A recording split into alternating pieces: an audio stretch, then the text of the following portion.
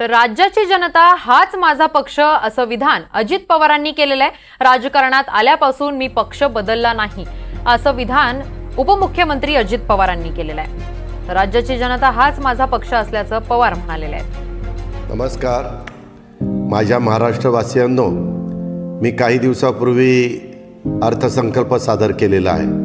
तो तुम्ही सर्वांनी पाहिला असेलच।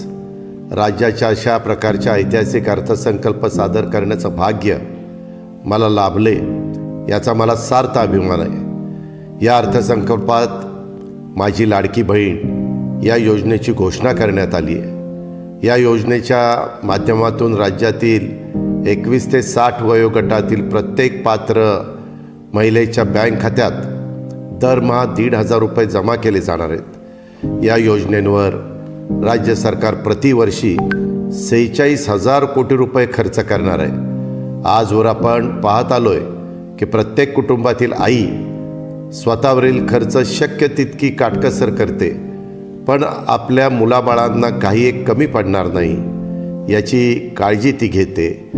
परंतु काही वेळा परिस्थितीची अशी निर्माण होते की आर्थिक अडचणीमुळे घरातील मुलांच्याकडं जास्त लक्ष दिलं जातं आणि नेमकं मुलींकडेच दुर्लक्ष होतं।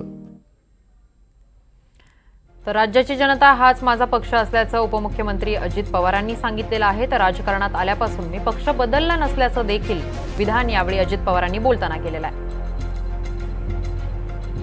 अधिक सशक्त आणि स्वावलंबी होऊ शकतील। माझी मनस्वी इच्छा आहे की राज्यातील प्रत्येक महिला आर्थिक सामाजिकदृष्ट्या सक्षम व्हावी, स्वतःच्या पायावरती उभी राहावी। कुठल्याही महिलेला असं वाटू नये की आपण दैनंदिन गरजांच्यासाठी वडील, भाऊ किंवा नवऱ्यावर अवलंबून आहोत।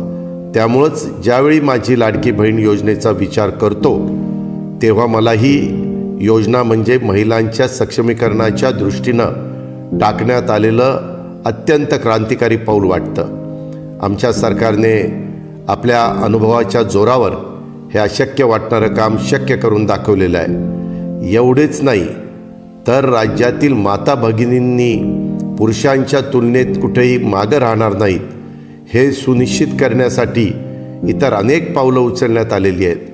अर्थसंकल्पात राज्यात 25,000 नवीन उद्योगांच्या उभारणीसाठी देखील